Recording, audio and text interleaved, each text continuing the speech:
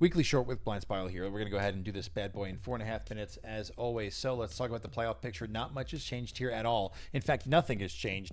Liquidators now just one game behind Flynn with the division games coming up here shortly. Justin's Deli one game behind Ticket to Ride for the number 2 seed in the playoffs.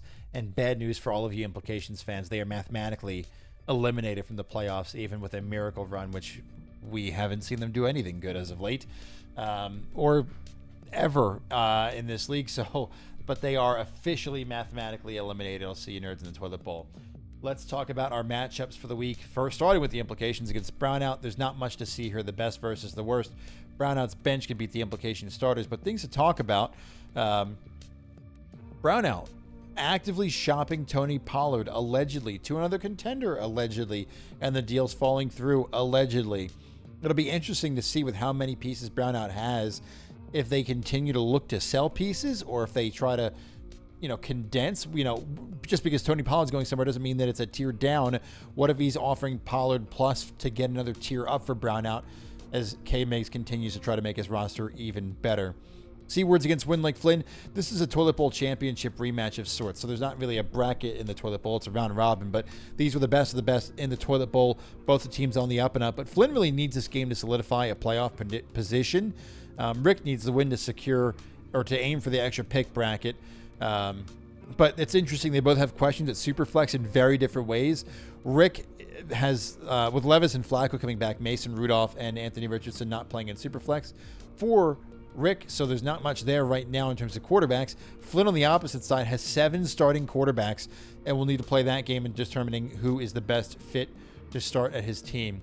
Next game, Ticket to Ride versus Cup. I think it's officially over. I'm out of the punishment. All you guys were talking shit. Here I am. I'm free.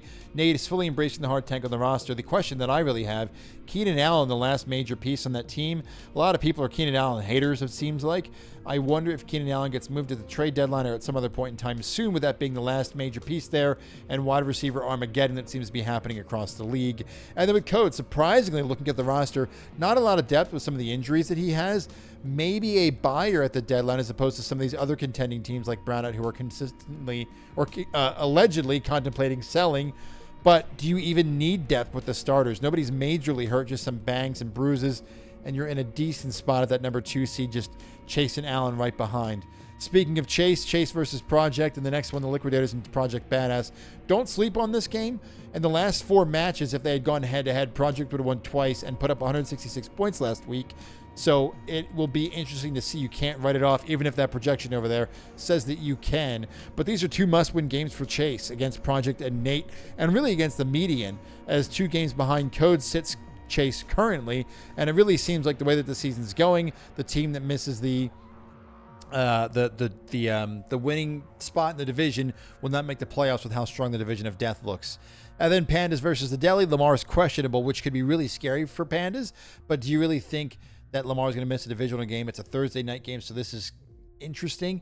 Unicorn's wide receiver room also scares me, and currently is Sean Tucker at the last flex spot. So awfully concerning stuff for the Pandas. Maybe they're a buyer in the market. But also, speaking of lack of depth, that's Allen at the same exact time. I think Allen's the king of not having any depth at all. Ken Walker's on bye, CD questionable, and even if he plays, Cooper Rush is throwing to him. It makes you wonder what happens. I would expect to see Pickens try to come in and carry coming off the bye, but will it be enough will be the question we're going to be asking as we go into the games this week. Game of the week, Kirk Cousins, Baker Mayfield. It's the Tigers versus the inaugurals, the North versus the South, happiness versus anger, and we'll see how it goes. Both these teams built very differently. Cam is traded for his entire team in a sense. Flynn drafted the bulk of them, and they clash again with massive playoff implications coming in. Your obscure rule of the week, holdouts. So your players can hold out if they feel like they're not being paid enough based off of their performance. The snippet right here for you.